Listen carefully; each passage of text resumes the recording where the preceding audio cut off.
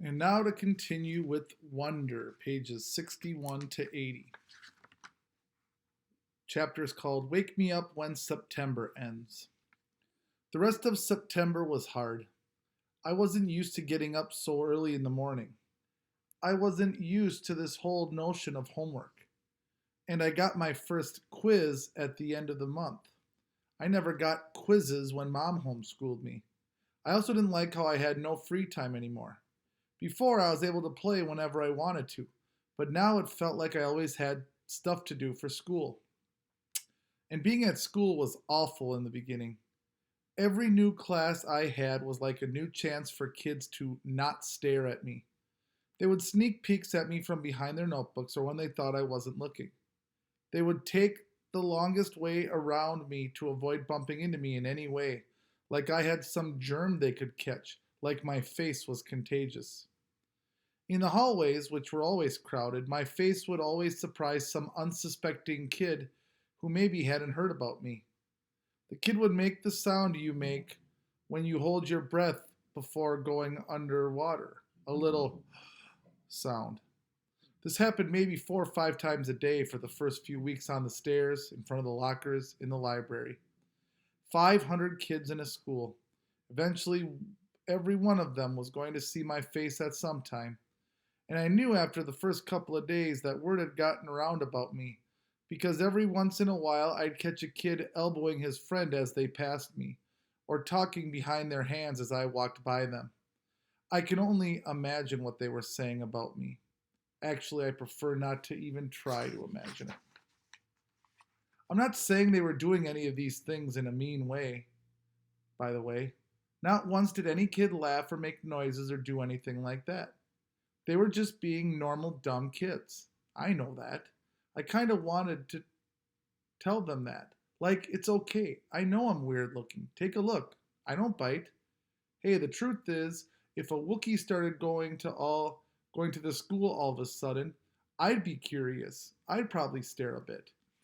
And if it was walking with Jack or Summer, I'd probably whisper to them, "Hey, there's the Wookiee." And if the Wookiee caught me saying that, he'd know I wasn't trying to be mean. I was just pointing out the fact that he's a Wookiee. It took me about 1 week for the kids in my class to get used to my face. These were the kids I'd see every day in all my classes. It took about 2 weeks for the rest of the kids in my grade to get used to my face. These were the kids I'd see in the cafeteria, yard time, PE, music, library, computer class. It took about a month for the rest of the kids in the entire school to get used to it. These were the kids in all the other grades. They were big kids, some of them. Some of them had crazy haircuts. Some of them had earrings in their noses. Some of them had pimples. None of them looked like me. Next chapter is called Jack Will. I hung out with Jack in homeroom, English, history, computer, music, and science, which were all the classes we had together. The teachers assigned seats in every class, and I ended up sitting next to Jack in every single class. So I figured either the teachers were told to put me and Jack together, or it was a totally incredible coincidence. I walked to classes with Jack too. I know he noticed kids staring at me, but he pretended not to notice. One time, though, on our way to history, this huge eighth grader who was zooming down the stairs 2 steps at a time accidentally bumped into us at the bottom of the stairs and knocked me down. As the guy helped me stand up, he got a look at my face, and without even meaning to, he just said, "Whoa." Then he patted me on the shoulder like he was dusting me off and took off after his friends. For some reason, me and Jack started cracking up. "That guy made the funniest face," said Jack as we sat down at our desks. "I know, right?" I said. He was like, "Whoa." I swear I think he wet his pants. We were laughing so hard that the teacher, Mr. Roach, had to ask us to settle down. Later, after we finished reading about how ancient Sumerians built sundials, Jack whispered, "Do you ever want to beat those kids up?" I shrugged. "I guess. I don't know. I'd want to. I think you should get a secret squirt gun or something and attach it to your eyebrow or your eyes somehow. and every time someone stares at you, you would squirt them in the face. With green slime or something, I answered. No, no, with slug juice mixed with dog pee. Yeah, I said, completely agreeing. Guys, said Mr. Roach from across the room, people are still reading. We nodded and looked down at our books. Then Jack whispered, Are you always going to look this way, August? I mean, can't you get plastic surgery? Or something? I smiled and pointed to my face.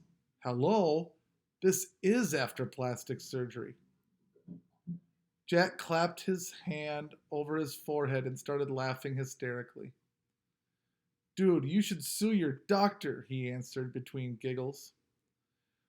This time, the two of us were laughing so much we couldn't stop, even after Mr. Roach came over and made us both switch chairs with the kids next to us. Next chapter is Mr. Brown's October Precept.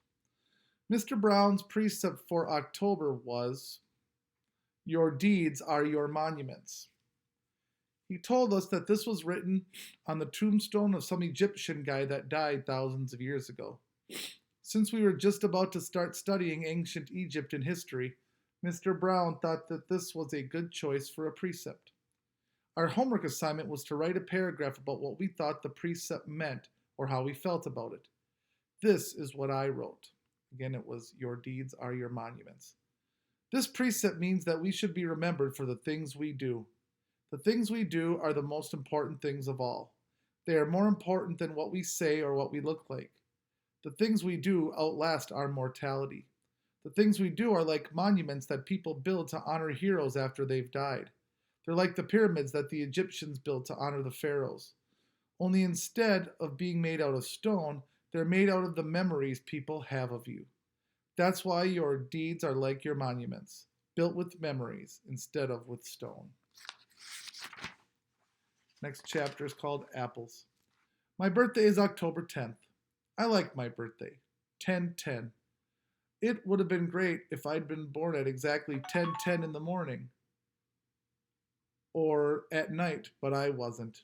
I was born just after midnight, but I still think my birthday is cool. I usually have a little party at my home, but this year I asked Mom if I could have a big bowling party. Mom was surprised but happy. She asked me who I wanted to ask from my class, and I said everyone in my homeroom plus Summer. That's a lot of kids, Augie, said Mom. I have to invite everyone because I don't want anyone to get their feelings hurt if they find out other people are invited and they aren't, okay?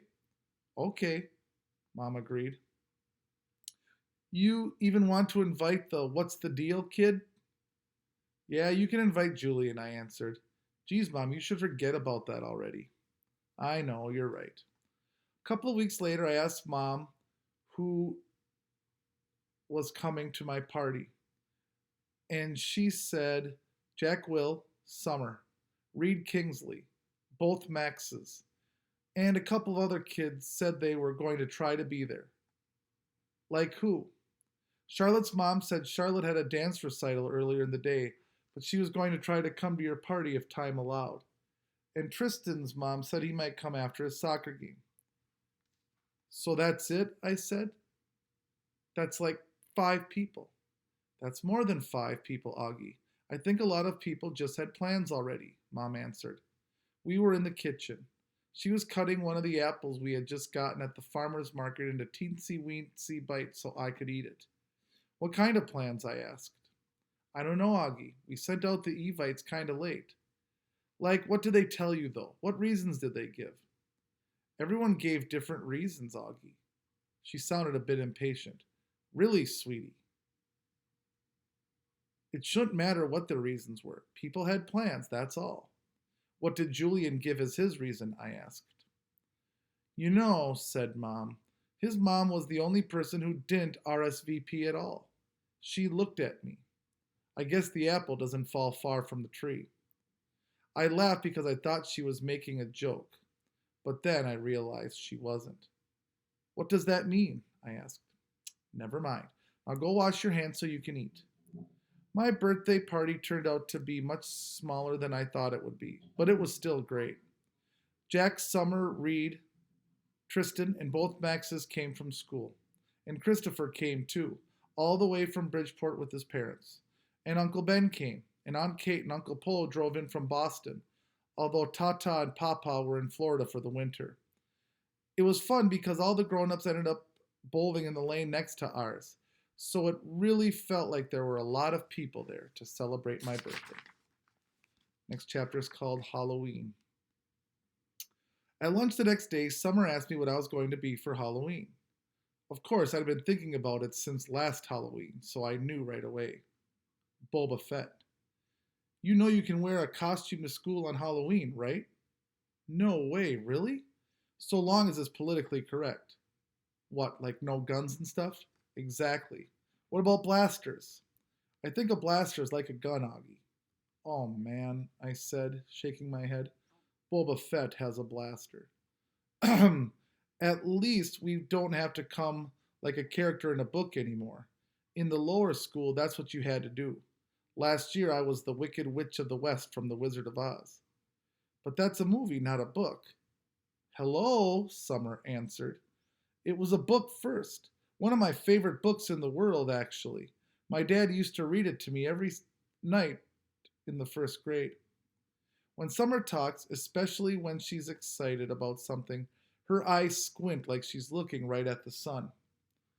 I hardly ever see Summer during the day, since the only class we have together is English. But ever since that first lunch at school, we've sat at the summer table together every day, just the two of us. So what are you going to be?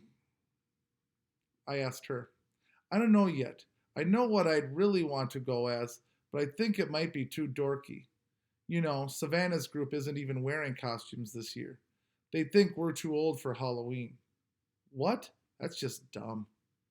I know, right? I thought you didn't care what those girls think. She shrugged and took a long drink of her milk. So, what dorky thing do you want to dress up as? I asked her, smiling. Promise not to laugh? She raised her eyebrows and her shoulders, embarrassed. A unicorn. I smiled and looked down at my sandwich. Hey, you promised not to laugh, she laughed. Okay, I said. But you're right, that is too dorky. I know, she said, but I have it all planned out. I'd make the head out of paper mache and paint the horn gold and make the mane gold too. It would be so awesome. Okay, I shrugged. Then you should do it. Who cares what other people think, right? Maybe what I'll do is just wear it for the Halloween parade, she said, snapping her fingers.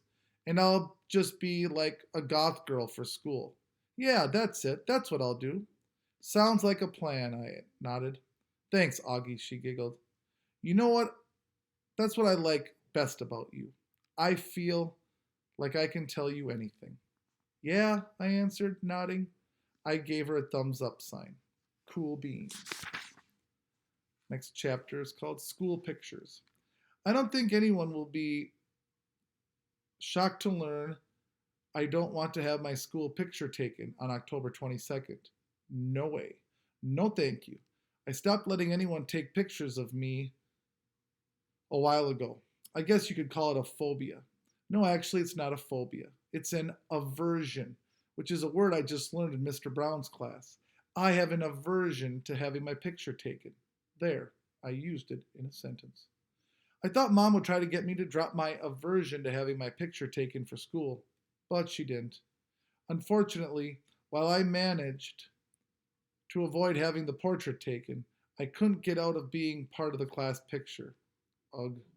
The photographer looked like he just sucked on a lemon when he saw me. I'm sure he thought I ruined the picture. I was one of the ones in the front, sitting down. I didn't smile. Not that anyone could tell if I had. Next chapter is called Cheese Touch. I noticed not too long ago that even though people were getting used to me, no one would actually touch me. I didn't realize this at first because it's not like the kids go around touching each other that much in middle school anyway. But last Thursday in dance class, which is like my least favorite class, Mrs. Atanabe, the teacher, tried to make Zamina Chin be my dance partner. Now, I've never actually seen someone have a panic attack before, but I have heard about it, and I'm pretty sure Zamina had a panic attack at that second. She got really nervous and turned pale and literally broke into a sweat within a minute. And then she came up with some lame excuse about really having to go to the bathroom. Anyway, Mrs. Atanabe let her off the hook because she ended up not making anyone dance together. Then yesterday in my science elective, we were doing this cool mystery powder investigation where we had to classify a substance as an acid or a base. Everyone had to heat their mystery powders on a heating plate and make observations. So we were all huddled around the powders with our notebooks. Now, there are 8 kids in the elective, and 7 of them were squished together on one side of the plate, while one of them, me, had loads of room on the other side. So of course I noticed this, but I was hoping Mrs. Rubin wouldn't notice this because I didn't want her to say something. But of course she did notice this, and of course she said something. Guys, there's plenty of room on that side. Tristan, Nino, go over there, she said. So Tristan and Nino scooted over to my side. Tristan and Nino have always been okay nice to me. I want to go on record as saying that. Not super nice, like they go out of their way to hang out with me, but okay nice. Like they say hello to me and talk to me like normal. And they didn't even make a face when Miss Rubin told them to come to my side, which a lot of kids do when they think I'm not looking. Anyway, everything was going fine until Tristan's mystery powder started melting. He moved his foil off the plate just as my powder began to melt too, which is why I went to move mine off the plate, and then my hand accidentally bumped his hand for a fraction of a second. Tristan jerked his hand away so fast he dropped his foil on the floor while also knocking everyone else's foil off the heating plate. Tristan, yelled Miss Rubin. But Tristan didn't even care about the spilled powder on the floor or that he ruined the experiment. What he was most concerned about was getting to the lab sink to wash his hands as fast as possible.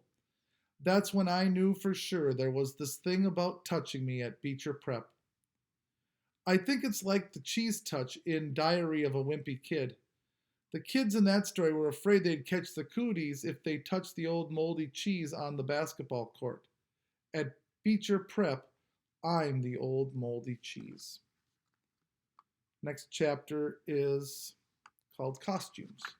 For me, Halloween is the best holiday in the world. It even beats Christmas. I get to dress up in a costume. I get to wear a mask. I get to go around like every other kid with a mask, and nobody thinks I look weird. Nobody takes a second look. Nobody notices me. Nobody knows me. I wish every day could be Halloween. We could all wear masks all the time. Then we could walk around and get to know each other before we got to see what we looked like under the masks. When I was little, I used to wear an astronaut helmet everywhere I went. To the playground, to the supermarket, to pick Via up from school. Even in the middle of summer, though it was so hot my face would sweat. I think I wore it for a couple of years, but I had to stop wearing it when I had my eye surgery. I was about 7, I think. And then we couldn't find the helmet after that. Mom looked everywhere for it. She figured that it had probably ended up in Gran's attic, and she kept meaning to look for it. But by then I had gotten used to not wearing it.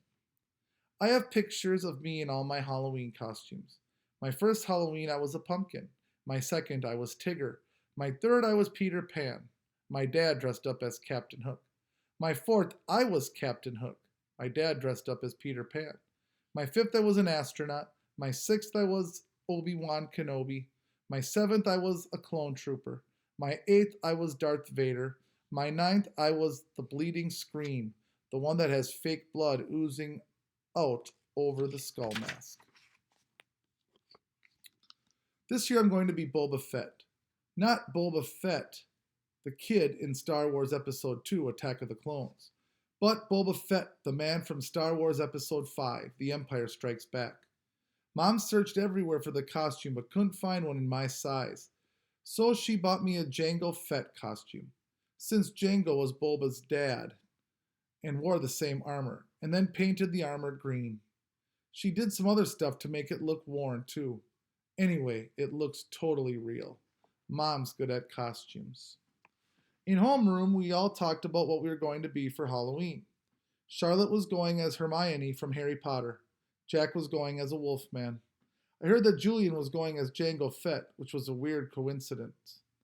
I don't think he liked hearing that I was going as Boba Fett. On the morning of Halloween, Via had this big crying meltdown about something. Via's always been so calm and cool, but this year she's had a couple of these kinds of fits. Dad was late for work and was like, "Via, let's go, let's go." Usually Dad is super patient about things, but not when it comes to his being late for work, and his yelling just stressed out Via even more, and she started crying louder. So Mom told Dad to take me to school and that she'd deal with Via. Then Mom kissed me goodbye quickly, before I even put on my costume, and disappeared into Via's room. "Augie, let's go now," said Dad. "I have a meeting I can't be late for. I haven't put my costume on yet, so put it on already. 5 minutes, I'll meet you outside." I rushed to my room and started to put on the Boba Fett costume, but all of a sudden, I didn't feel like wearing it. I'm not sure why. Maybe because it had all these belts that needed to be tightened and I needed someone to help put it on. Or maybe it was because it still smelled a little like paint. All I knew was that it was a lot of work to put the costume on, and Dad was waiting and would get super impatient if I made him late. So at the last minute, I threw on the Bleeding Scream costume from last year. It was such an easy costume, just a long black robe and a big white mask. I yelled goodbye from the door on my way out, but Mom didn't even hear me. "I thought you were going as Jango Fett," said Dad when I got outside. "Boba Fett." "Whatever," said Dad. "This is a better costume anyway." "Yeah, it's cool," I answered. The next chapter is called The Bleeding Scream. Walking through the halls that morning on my way to the lockers was, I have to say, absolutely awesome. Everything was different now. I was different. Where I usually walked with my head down, trying to avoid being seen, today I walked with my head up, looking around. I wanted to be seen. One kid wearing the exact same costume as mine, long white skull face oozing fake red blood, high-fived me as we passed each other on the stairs. I have no idea who he was, and he had no idea who I was, and I wondered for a second if he would have ever done that had he known it was me under the mask. I was starting to think that this was going to go down as one of the most awesome days in the history of my life, but then I got to homeroom. The first costume I saw as I walked inside the door was Darth Sidious. It had one of the rubber masks that are so realistic, with a big black hood over the head and a long black robe.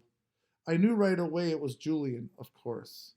He must have changed his costume at the last minute because he thought I was coming as Jango Fett. He was talking to two mummies who must have been Miles and Henry, and they were all kind of looking at the door like they were waiting for someone to come through it. I knew it wasn't a Bleeding Scream they were looking for, it was a Boba Fett. I was going to go and sit at my usual desk, but for some reason, I don't know why, I found myself walking over to a desk near them, and I could hear them talking. One of the mummies was saying, "It really does look like him." "Like this part especially," answered Julian's voice.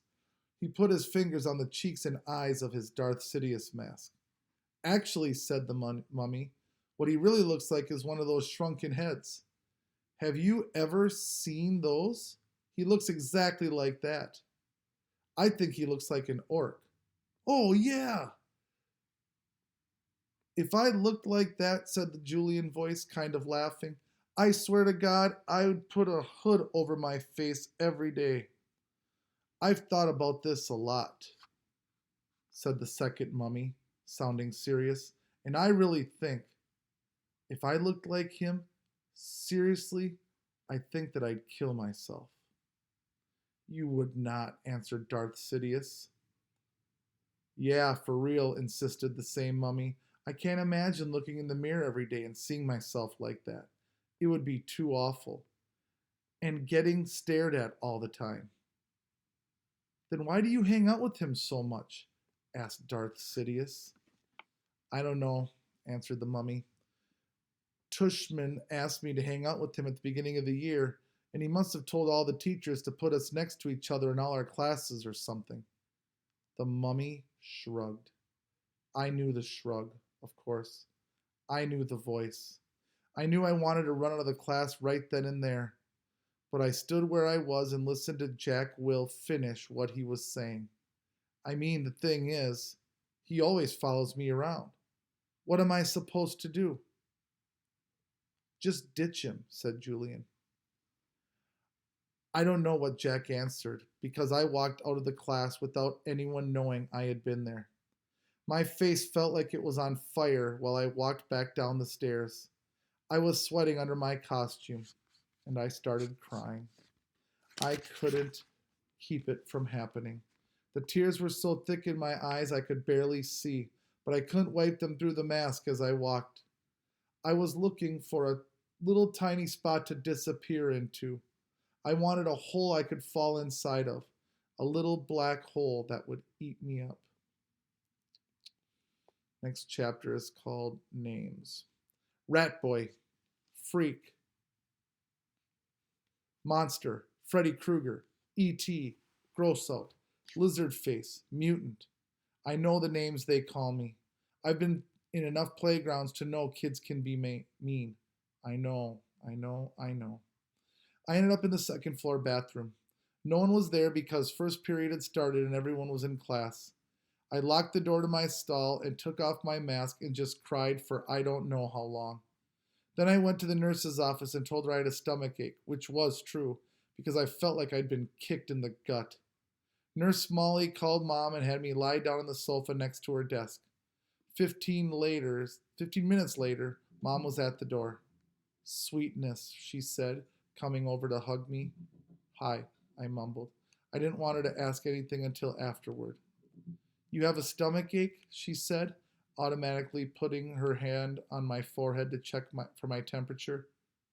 He said he feels like throwing up, said Nurse Molly, looking at me with very nice eyes. And I have a headache, I whispered. I wonder if it's something you ate, said Mom, looking worried. There's a stomach bug going around, said Nurse Molly. Oh, geez, said Mom, her eyebrows going up as she shook her head. She helped me to my feet. Should I call a taxi or are you okay walking home? I can walk. What a brave kid, said Nurse Molly, patting me on the back as she walked us toward the door. If he starts throwing up or runs a temperature, you should call the doctor. Absolutely, said Mom, shaking Nurse Molly's hand. Thank you so much for taking care of him. My pleasure, answered Nurse Molly, putting her hand under my chin and tilting my face up. You take care of yourself, okay? I nodded and mumbled, thank you. Mom and I hug-walked the whole way home. I didn't tell her anything about what had happened, and later when she asked me if I felt well enough to go trick-or-treating after school, I said no. This worried her since she knew how much I usually loved trick-or-treating. I heard her say to Dad on the phone, he doesn't even have the energy to go trick-or-treating. No fever at all. Well, I will if he doesn't feel better by tomorrow. I know, poor thing. Imagine his missing Halloween. I got out of going to school the next day too, which was Friday, so I had the whole weekend to think about everything. I was pretty sure I would never go back to school again.